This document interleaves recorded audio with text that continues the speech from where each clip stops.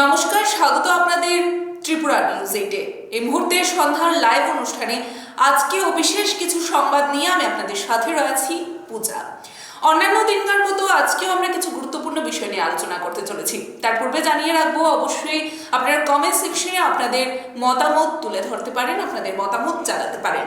আজকে যে বিষয়টিতে আমরা আলোচনা করব তার পূর্বে আমরা আপনাদের জানিয়ে রাখার চেষ্টা করব যে আজকে আমরা বেশ কয়েকদিনের রৌদ্র তাপের পর আবারও আমরা একটু মুষলধারে বৃষ্টির মুখ দেখতে পেয়েছে গোটা রাজ্যবাসী, এবং সেখানে দাঁড়িয়ে বলাই চলে যে প্রত্যেকের মুখে একটা খুশি বা আনন্দ পরিলক্ষিত হচ্ছে, এবং রাজ্যের বিভিন্ন প্রান্তে দুপুরের পর থেকে বৃষ্টি পরিলক্ষিত হয় এবং তার পরবর্তী সময়ে রাজ্যে এমন কিছু রাস্তা রয়েছে যেখানে নাকি জল জমতেও দেখা যায়।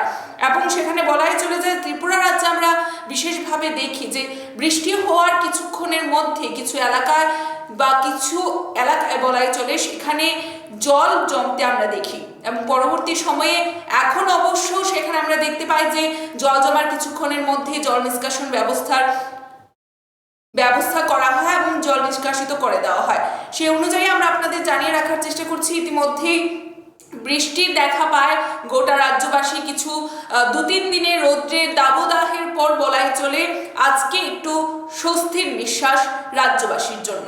এবারে আমরা যে বিষয়টিতে আলোচনা করতে চলেছি, আমরা প্রত্যেকেই জানি আগামীকাল হচ্ছে সেই দিন, অর্থাৎ আগামীকাল ভোট গণনা হবে, ফলাফল উঠে আসবে, যার নাকি এতদিন যাবৎ আমরা দেখতে পেয়েছি বিভিন্নভাবে প্রত্যেকটি রাজনৈতিক দল ময়দানে ছিলেন, তাদের প্রস্তুতি ছিল, প্রত্যেকের এক এক ধরনের মতামত ছিল, এবং এখনো এমন কিছু খবর উঠে আসছে যাকে বলাই চলে যে প্রত্যেকেরই সেখানে চোখ ঝাঁঝালো হওয়ার মতো এমনও কিছু বিষয় উঠে আসছে ইতিমধ্যে।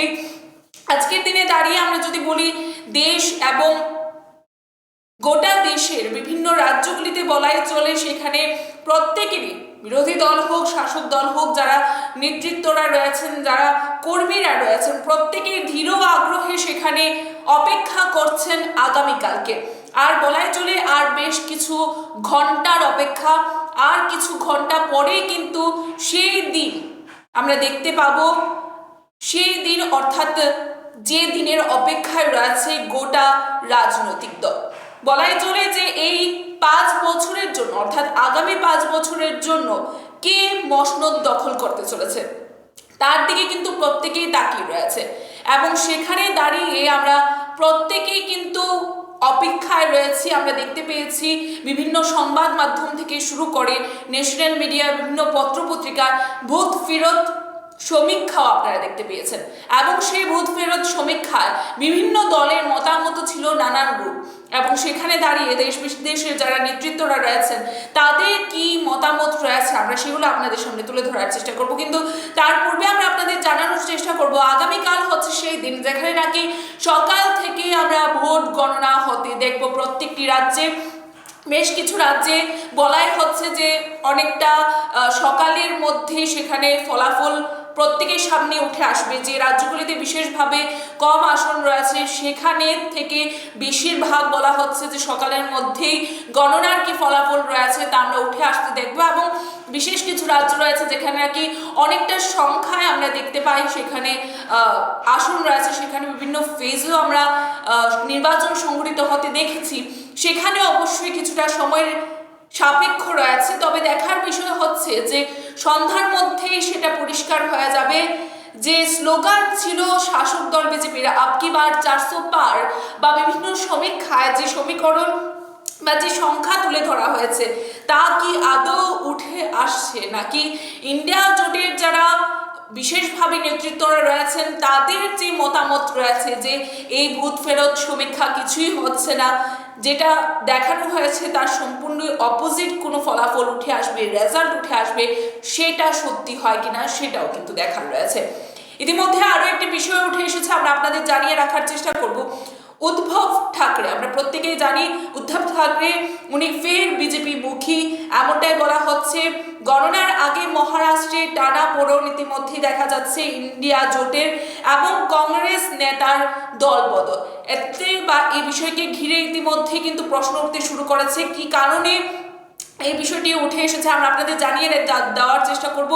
এনডিএ শিবিরের যিনি বিধায়ক রয়েছেন অর্থাৎ রবি রানা, সোমবার তিনি দাবি করেছেন আগামী 20 জুন উদ্ধব সেখানে বিজেপি মুখী হতে চলেছে, বিজেপি দলে যোগদান করতে চলেছে, এমনটাই কিন্তু তিনি মতামত বা ওনার বক্তব্যে তিনি পেশ করেছেন বলাই চলে সোমবার।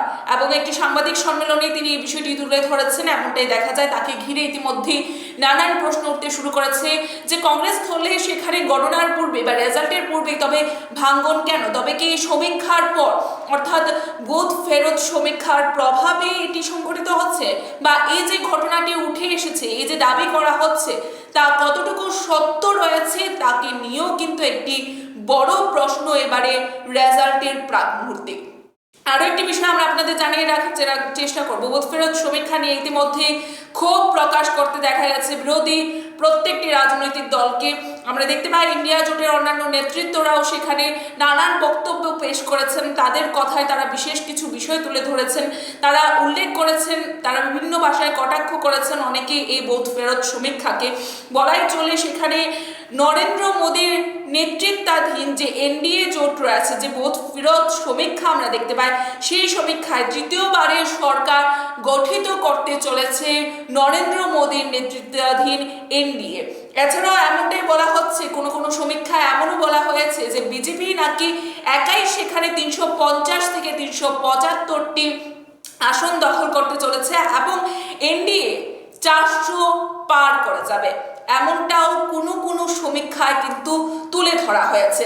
আমরা কেন আজকের দিনে এই বিষয়গুলো আলোচনা করছি, কেননা আর মাত্র কিছু সময়ের অপেক্ষা, দীর্ঘ প্রতীক্ষার অবসান ঘটিয়ে কিন্তু আমরা আগামীকাল গণতন্ত্রের আরো একটি বড় মহোৎসব বলাই চলে লোকসভা নির্বাচন। সেই লোকসভা নির্বাচনে গণদেবতারা কি রায় দিয়েছেন, কাদের শেষ পর্যন্ত তারা ভরসা করে তাদের ভোট বাক্সে গণতান্ত্রিক অধিকার প্রয়োগ করেছেন, সেগুলোর ফলাফল কিন্তু প্রকাশিত হতে চলেছে বা স্পষ্টীকরণের মাধ্যমে উঠে আসতে চলেছে আগামীকাল 4টার মধ্যে আমরা একেবারে ফলাফল প্রকাশিত হয়ে যেতে দেখবো এবং সেখানে প্রত্যেকের কাছে পরিষ্কার থাকবে সেই সিনারিও।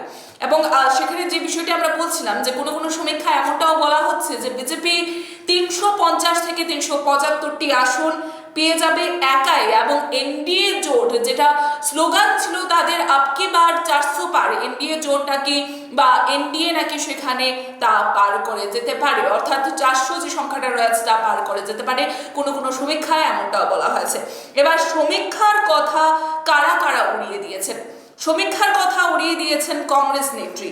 ইতিমধ্যে আমরা দেখতে পাচ্ছি সমীক্ষার যে কথা রয়েছে তা উড়িয়ে দিয়েছেন কংগ্রেস নেত্রী তথা রাজ্যসভার যিনি সাংসদ রয়েছেন সোনিয়া গান্ধী।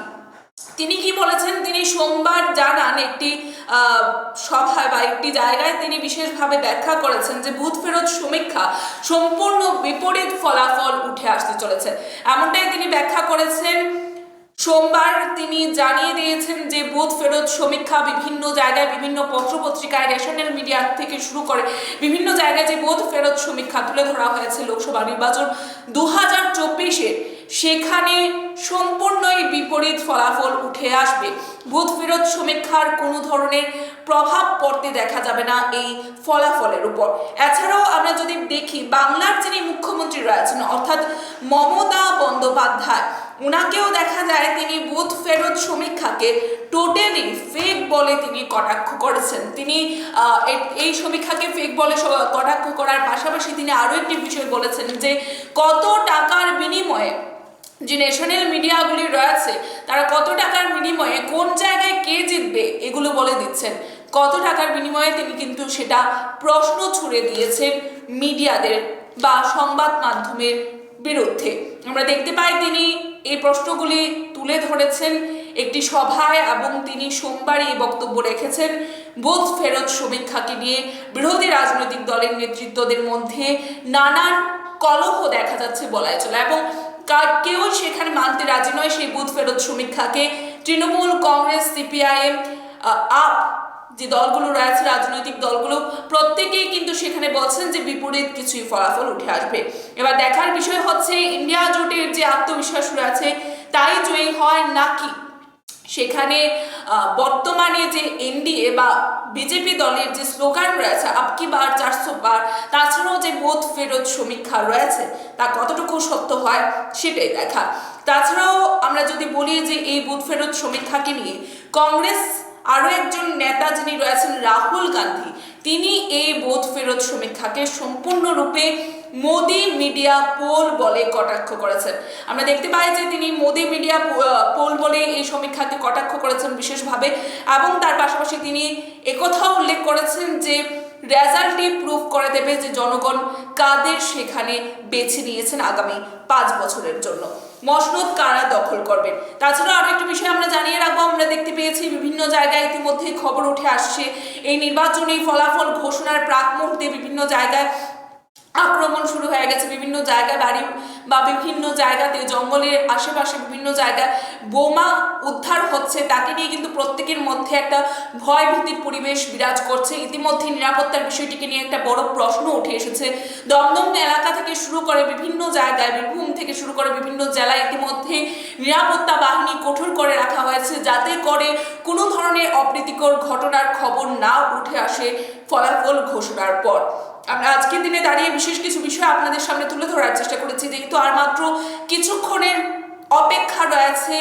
ইতিমধ্যেই বলাই চলে প্রত্যেকের মধ্যেই একটা সেখানে অপেক্ষা রয়েছে যে আগামীকাল ফলাফলের পর কি উঠে আসতে চলেছে। গেরুয়া শিবিরে হাসির মুখ থাকছে নাকি ইন্ডিয়া জোটের শিবিরে, সেটাই কিন্তু দেখার বিষয় রয়েছে।